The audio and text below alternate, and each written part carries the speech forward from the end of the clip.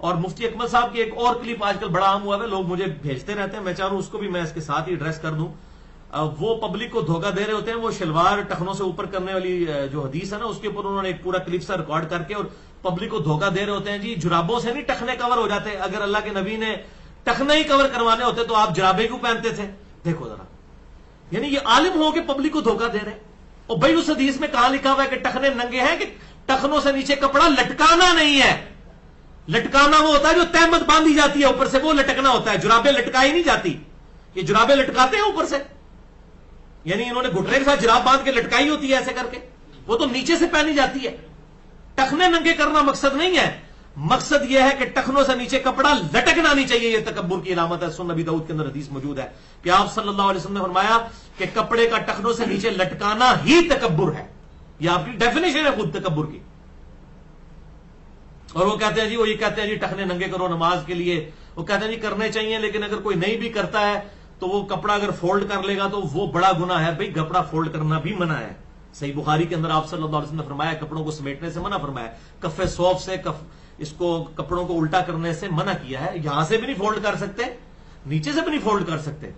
یعنی شلوار ہی ہم تو ہمارا تو اپنا جو ہے وہ ہزار بند ہی اتنی ہوتی ہے کہ وہ ٹخنوں سے اوپر ہوتی ہے، ٹھیک ہے، تو وہ اوپر ہی ہونی چاہیے. لیکن ایز اے لاسٹ ریزارٹ کبھی کوئی شخص جس کے پاس ایسی صورتحال ہے کہ اس کے ٹخنوں سے نیچے ہے، پینٹ ہے، اور اب یا شلوار ٹخنوں سے نیچے ہے اور اس نے چھوٹی نہیں سلوائی، اب نماز کے لیے ہے تو کم از کم اس حالت میں اس کو ضرور اوپر کرے. اور وہ کراہتن ظاہر ہے اس بیچارے کو کرنا پڑے گا، کیونکہ سنن ابی داؤد میں یہ صحیح حدیث ہے کہ جس کا کپڑا ٹخنوں سے نیچے ہو اللہ تعالیٰ اس کی نماز قبول نہیں کرتا. یہ حدیث ہے سنن ابی داؤد کے اندر صحیح سند کے ساتھ. شیخ البانی نے اسے ضعیف کہا، وہ ان کی اجتہادی غلطی ہے. جس راوی کے اوپر وہ جرح کرتے ہیں کہ یہ مجہول ہے، ان نون راوی ہے، یہ یاد رکھیے گا جب بھی کوئی محدث جرح کرے نا کسی راوی کے بارے میں کہ یہ جناب مجہول راوی ہے، تو یہ جرح اس وقت تک رہتی ہے جب تک کہ اس کی توثیق ثابت نہ ہو جائے. تو شیخ زبیر لیزئی رحمہ اللہ تعالیٰ، اللہ تعالیٰ کی کروڑوں رحمتیں ہوں، انہوں نے 3-4 محدثین سے اس مجہول راوی کی توثیق ثابت کی ہے کہ مجہول ان نون نہیں ہے، یہ محدثین کے ہاں نون راوی ہے. لہذا شیخ البانی کا وہ فتویٰ بالکل غلط ہے اس حدیث کے بارے میں. وہ حدیث بالکل ٹھیک ہے.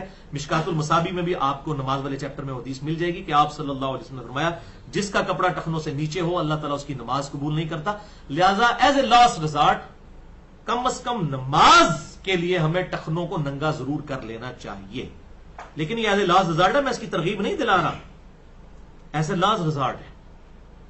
ہونی شلوار اوپر ہی چاہیے اور ہم اسی کی ترغیب لاتے ہیں اور اکثر الحمدللہ سنت پہ عمل بھی لوگ کرتے ہیں. چھوٹی ہونی چاہیے. ڈاکٹر ذاکر نائک کو دیکھ لیں یار، مجھے بڑی خوشی ہوتی ہے، اس نے پینٹ پہنی ہوئی ہے تو وہ بھی ٹخنوں سے اوپر ہوتی ہے. اور یہاں ہمارے پاکستان میں وہ امام کعبہ غامدی صاحب آئے ہیں، ان کا چوہا بھی جو ہے نا وہ بوٹوں کے نیچے ربڑ رہا ہے. یہ ہمارے امام کعبہ ہیں. یعنی شرم کا مقام ہے. ان لوگوں کو ہم نے فالو کرنا ہے. لوگ تو کہیں گے امام کعبہ، یعنی اسی طرح یہ ویٹیکن سٹی کا کوئی پوپ آ جائے تو کرسچن تو کہیں گے نا ہمارا پوپ ہے یہ. تو یہ پوپ کے لیول کی ایک شخصیت ہے نا امام کعبہ. اور جب وہ ٹی وی پہ آ کے پاکستان کے چینلز کے اوپر، جیو کے اوپر، میں نے سلیم صافی کے ساتھ ان کا انٹرویو دیکھا تو ان کے بوٹوں کے اوپر بھی ان کا چوغا لٹک رہا تھا. اور ڈاکٹر ذاکر نائک، اور یہ نہ کہیے گا وہ بیٹھنے کی وجہ سے لٹک رہا تھا، بیٹھی ہوئی حالت میں اوپر ہو جاتی ہے شلوار جب آپ کرسی پہ بیٹھے ہوتے ہیں اور مزید اوپر ہو جاتی ہے. اور ڈاکٹر ذاکر نائک کو دیکھیں کبھی وہ صوفے پہ بیٹھے ہوتے ہیں تو ان کی آدھی پنڈلی تک پینٹ پہنچ جاتی ہے. یار ڈاکٹر ذاکر نائک کی ٹائی تو ساروں کو چبھتی ہے، حالانکہ اس میں بھی کوئی شرعی مسئلہ نہیں ہے، وہ کوئی سلیب کا نشان نہیں. اگر یہ سلیب کا نشان ہوتا نا تو وہ ویٹیکن سٹی کے پوپ نے بھی یہ ٹائی لٹکائی ہوئی ہوتی. یہ کوئی سلیب کا نشان نہیں ہے. یہ تو سارے ریلیجن کے لوگ پہنتے ہیں. یہ ایک ڈریس ہے جس طرح واسکٹ پہنتے ہیں، یا یہ مولوی جو ہے زرق برق قسم کے کرتے جو پہن رہے ہیں، 10 رنگوں کی قمیضیں ہیں اور پتہ نہیں اوپر بھی چوغے پہنے ہوتے ہیں. یہ کون سی سنت ہیں جو ان لوگوں نے اڈاپٹ کی ہوئی ہیں؟ عجیب بھڑکیلے لباس. اور بخاری اور مسلم کی متفق علیہ حدیث ہے، ان عورتوں پر لعنت جو مردوں کی شکل اختیار کریں، ان مردوں پہ لعنت جو عورتوں کیسا لباس اور اس طرح کی وضاقتہ کریں.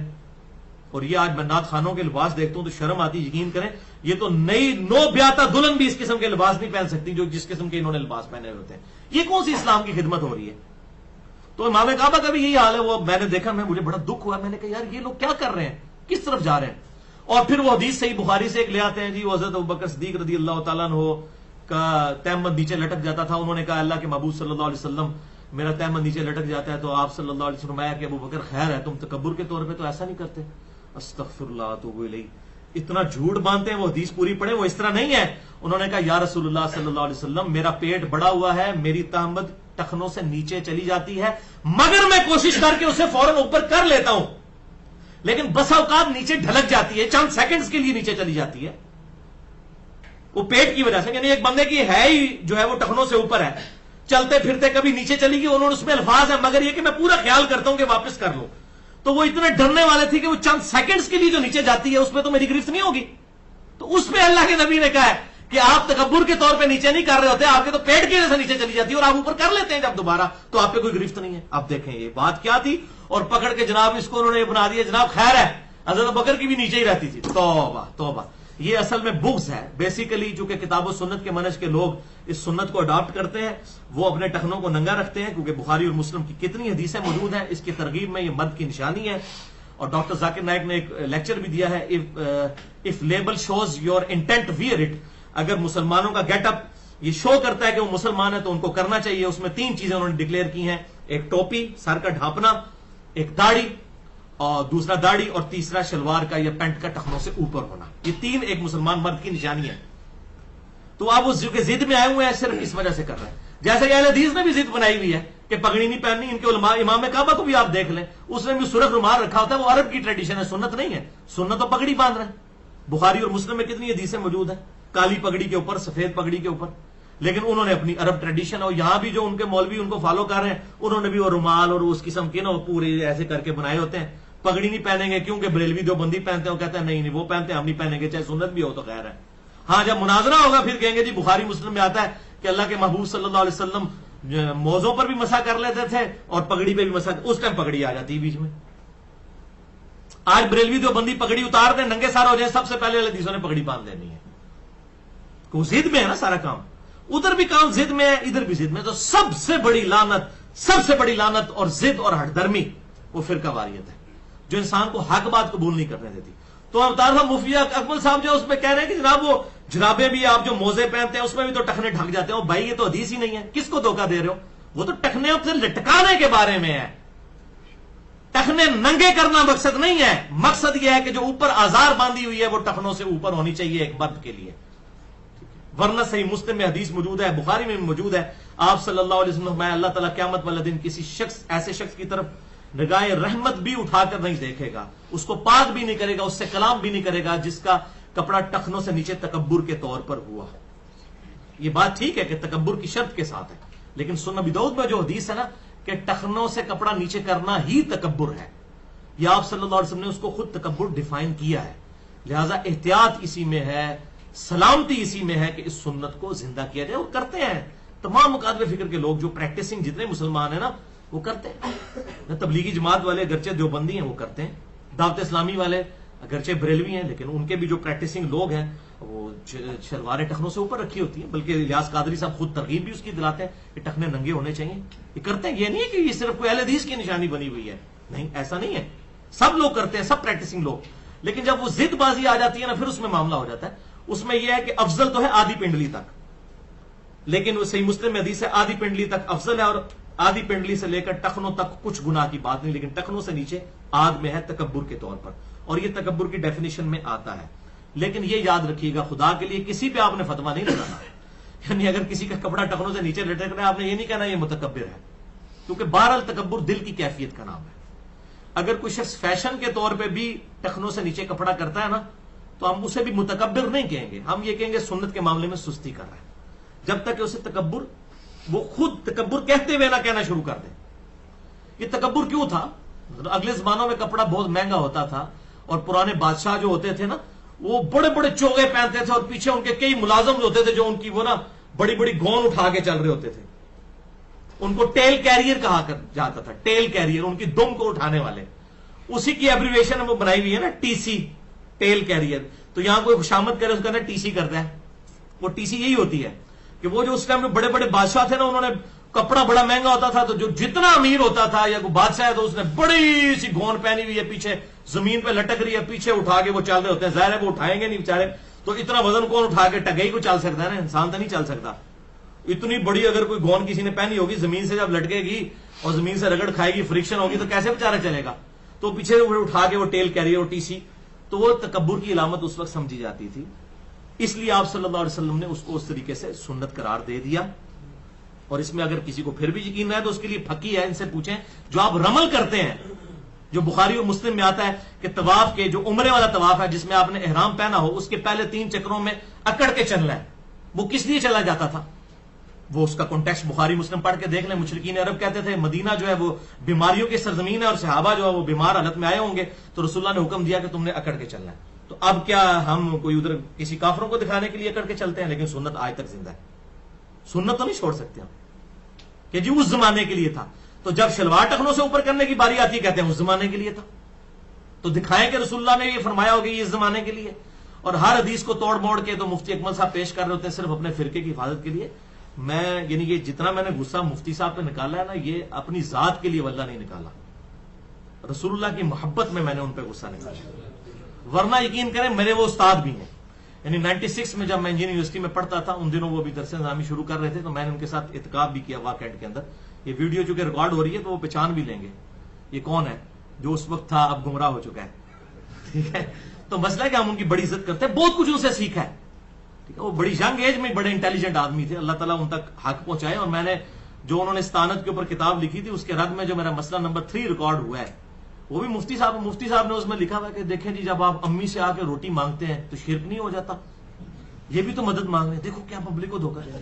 او بھائی میرے یہ تو ظاہری اسباب ہے مفتی صاحب. وَتَعَاوَنُوا عَلَى الْبِرِّ وَالتَّقْوَىٰ وَلَا تَعَاوَنُوا عَلَى الْإِثْمِ وَالْعُدْوَانِ. نیکی اور پرہیزگاری کے کاموں میں ایک دوسرے کی مدد کرو اور برائی کے کاموں میں مت کرو. میں نے پورا جواب دیا پھر اس لیکچر کے اندر احادیث اور قرآن کی آیات کے ساتھ کہ آپ اس طریقے سے کھلواڑ کرتے ہیں، لوگوں کو یہ مثالیں دیتے ہیں. بھائی اس کو کون شرک کہتا ہے؟ ہاں اس صورت میں ہوگا کہ آپ کی امی سامنے نہیں بیٹھی ہوئی ہیں، وہ بغداد شریف میں دفن ہے قبر کے اندر، اور آپ کہتے ہیں امی مجھے روٹی دے دیں. پھر ہم آپ کو کہیں گے کہ آپ نے شرک کیا. غائب میں پکاریں گے ایاک نستعین امن یجیب المضطر اذا دعا. بھلا بتاؤ تو کون ہے جو مصیبت میں گھرے ہوئے شخص کی فریاد کو سنتا ہے. ویکشف السوء، اور اس سے اس کی برائی کو بھی دور کر دیتا ہے. ویجعلکم خلفاء الارض، اور تمہیں زمین پہ اگلوں کا خلیفہ کرتا ہے. الہ مع اللہ، کیا اللہ کے ساتھ کوئی اور الہ بھی ہے جو مصیبت میں گھرے ہوئے شخص کی فریاد کو سنتا ہے اور تکلیف دور کرتا ہے؟ آپ سے آبا نے تو نہیں کہا یا رسول اللہ پھر امی سے روٹی نہ مانگے، آپ سے ہی مانگا کریں. اے اللہ آپ سے ہی روٹی مانگیں گے، اپنی امی سے نہیں مانگیں گے.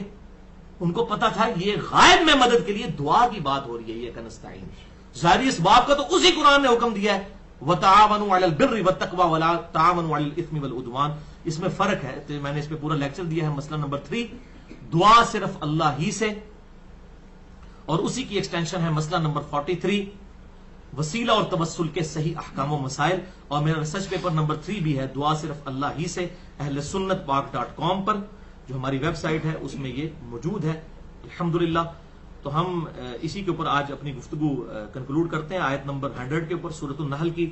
بہرحال یہ مفتی صاحب کے حوالے سے مجھے کافی ای میلز آ رہی تھی. میں نے کہا کہ ایک دفعہ تو مفتی صاحب تک حق بات، مفتی اکمل صاحب چونکہ آج کل بڑے QTV کے اوپر مشہور بھی ہیں، بڑی اچھی طریقے سے گفتگو کرتے ہیں، لیکن جہاں جہاں ڈنڈی ماریں گے تو پھر ہم تو کوشش کریں گے کہ ایک مسلمان دوسرے مسلمان، میں ان کو مسلمان ہی سمجھتے ہوئے ان تک حق بات پہنچا رہا ہوں کہ اللہ کے محبوب صلی اللہ علیہ وسلم کی سنت کا اس طریقے سے فرقوں کو بچانے کے لیے مذاق نہ اڑایا جائے، بلکہ حق بات قبول کی جائے اور حق بات لوگوں کو بتائی جائے. ادھوری بات، آدھی بات بتا کے پبلک کو دھوکہ نہ دیا جائے، بلکہ حق بات بتائیں دلائل کے ساتھ.